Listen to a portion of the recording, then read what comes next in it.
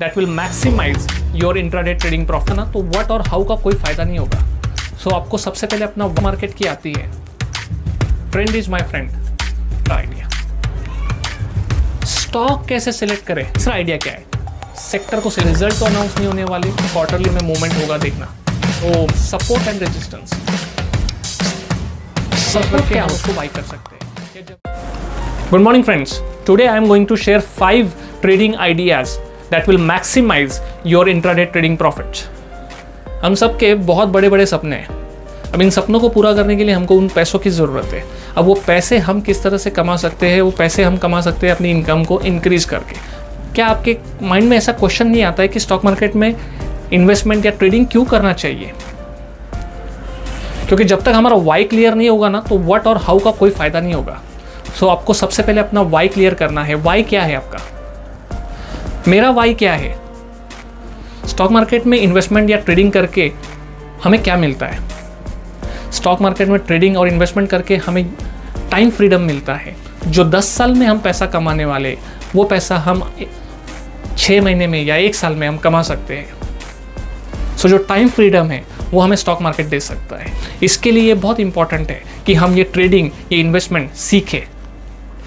अब second question हमारे mind में आता है कि क्या स्टॉक मार्केट में इन्वेस्टमेंट करना रिस्क है? यस, ऑफ कोर्स रिस्क है, लेकिन क्या हम हमारी लाइफ में रिस्क नहीं लेते? रोज हम ऑफिस में अपने गाड़ी से जाते हैं, रिस्क नहीं है? रिस्क है। हम अपने घर में गैस यूज करते हैं, रिस्क है? यस। हम ऑनलाइन शॉपिंग करते हैं, रिस्क है? यस, ऑफ कोर्स रिस्क है। बट ये सारे जो रिस्क है, ये कैलकुलेटेड रिस्क है।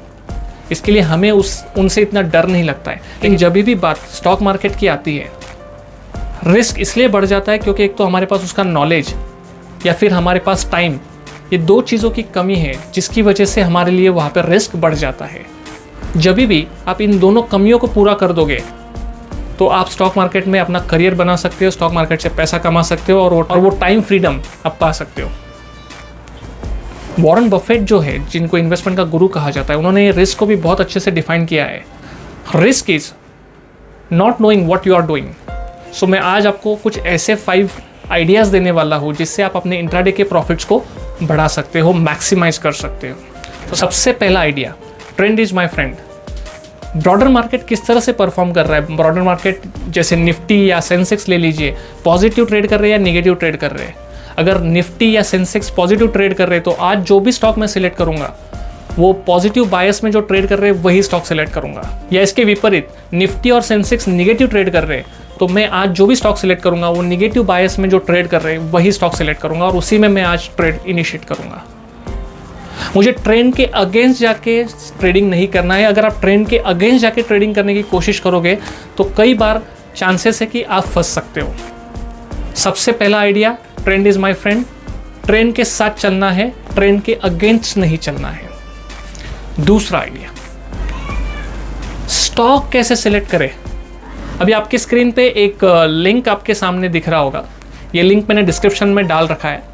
ये लिंक पे जब आप क्लिक करोगे, ये BSE के साइट पे आपको लेकर जाएगा, जहां से आप गेनर और लूजर का लिस्ट देख सकते हो। अब ये लिस्ट के साथ करना क्या है? जब जैसे मार्केट पॉजिटिव ट्रेड कर रहा है, तो आप गेनर का लिस्ट देख सकते हो। विपरीत मार्केट निगेटिव ट्रेड कर रहा है, तो आप लूजर का लिस्ट देख सकते हो। जैसे आप ये लिस्ट पे क्लिक करोगे, तो आपको आज के लूजर और गेनर दिखाई देंगे। आपको करना क्या है? इसमें आपको ग्रुप सिलेक्ट करना है, A और B। उसके आगे नहीं जाना है। A और B ग्रुप में ही आपको इंट्राडे ट्रेड करना है। तीसरा आइडिया क्या है? सेक्टर को सिलेक्ट करना।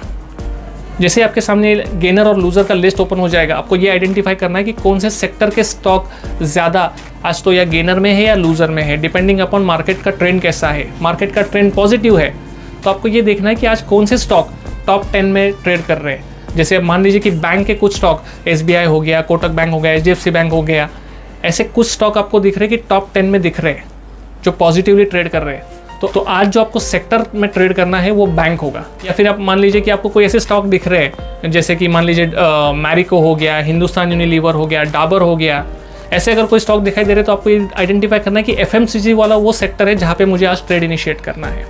इस तरह से आप सेक्टर सेलेक्ट कर सकते हो। सेक्टर आइडेंटिफाई करने का फ़ायदा क्या होता है? सेक्टर आइडेंटिफाई करने का फ़ायदा ये होता है कि वो सेक्टर में तेज़ी हो रही है, इसका मतलब वहाँ पे कुछ ना कुछ हलचल हो रही है जिसकी वजह से वो स्टॉक तेज़ी में आ रहे हैं। और जैसे ही आप ऐसे सेक्टर में आप इंट्राडे ट्रेड करते हो तो आपके लिए वो सौदा फ़ायदेमंद हो सकता है। फोर्थ आइडिया क्या है? जैसे ही आपने सेक्टर सिलेक्ट किया है, उसके बाद स्टॉक सिलेक्ट किया है, आपको ये देखना है कि कहीं उस स्टॉक में आज उसका रिजल्ट तो अनाउंस नहीं होने वाले, क्वार्टरली रिजल्ट आने वाले होते, कोई कहीं वो रिजल्ट तो नहीं है जिसकी वजह से स्टॉक में मूवमेंट आ रहा है। अगर क्वार्टरली रिजल्ट से स्टॉक में मूवमेंट आ रहा है तो वो स्टॉक को अवॉइड करना ज़रूरी है। इसके साथ मैं आपको और एक आइडिया आपके साथ शेयर करना चाहता हूँ। जब भी किसी IPO का लिस्टिंग होता है, वो IPO जिस सेक्टर से बिलोंग करता है वो सेक्टर के स्टॉक में भी आप ट्रेडिंग कर सकते हो। कई बार ऐसा होता है कि हम IPO के लिए अप्लाई करते हैं और हमें वो IPO नहीं मिलता है, तो हम नाराज़ हो जाते हैं कि यार IPO अप्लाई तो किया लेकिन मिला नहीं। इस टाइम पे नाराज़ होने की ज़रूरत नहीं है, अपॉर्चुनिटी आपके सामने है। जब भी उसका लिस्टिंग होगा वो सेक्टर में मूवमेंट होगा, देखना। तो मायूस होने की ज़रूरत नहीं है, आप उस सेक्टर से जुड़ी हुई स्टॉक में ट्रेडिंग कर सकते हो। फिफ्थ जो आइडिया है, सपोर्ट एंड रेजिस्टेंस। सपोर्ट क्या होता है? सपोर्ट एक ऐसी चीज़ होती है जहाँ से स्टॉक बार बार रिबाउंड हो रहा है, और रेजिस्टेंस क्या होता है? जहाँ से स्टॉक बार बार रिवर्स हो रहा है। तो जब भी स्टॉक उसके सपोर्ट के पास आता है तो वहाँ पे आप उसको इंट्राडे के लिए ट्रेड कर सकते हो, या जब भी स्टॉक रेजिस्टेंस के पास जाता है तो आप उस स्टॉक को सेल करके चल सकते हो। सपोर्ट और रेजिस्टेंस ढूंढने के लिए आपको क्या करना होगा? सपोर्ट और रेजिस्टेंस देखने के लिए आपको उस पर्टिकुलर स्टॉक का चार्ट देखना होगा, और आपको ये देखना है कि कहाँ से वो स्टॉक बार बार रिबाउंड हो रहा है, वो हो गया सपोर्ट। और ऐसा कौन सा पॉइंट है जहाँ से स्टॉक बार बार रिवर्सल हो रहा है, तो वो हो गया उसका रेजिस्टेंस। जब भी कोई स्टॉक उसका सपोर्ट या रेजिस्टेंस ब्रेक करता है उसे कहते हैं ब्रेकआउट पॉइंट। वहाँ से आपको इंट्राडे के लिए अप मूव या डाउन मूव आपको मिल सकता है। या फिर वो रेजिस्टेंस और सपोर्ट के बीच में अगर ट्रेड कर रहा है तो किस तरह से ट्रेड कर सकते हैं? जब भी स्टॉक सपोर्ट के नज़दीक आता है, सपोर्ट के नीचे छोटा सा एक स्टॉप लॉस रख के हम उसको बाई कर सकते हैं, या जब भी स्टॉक रेजिस्टेंस के पास जाता है तो हम रेजिस्टेंस लेवल के आसपास उसको सेल कर सकते हैं, और रेजिस्टेंस लेवल के ऊपर एक स्टॉप लॉस मेंटेन करके उस स्टॉक में सेल कर सकते हैं और प्रॉफिट कमा सकते हैं। फ्रेंड्स, ये थे कुछ 5 फ्री ट्रेडिंग आइडियाज़ जो आपका इंट्राडे का प्रॉफिट मैक्सिमाइज कर सकते हैं।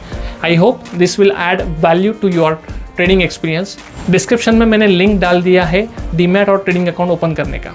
आप इसके ऊपर क्लिक करके भी आप अपना डीमैट और ट्रेडिंग अकाउंट ओपन कर सकते हो। Happy investing.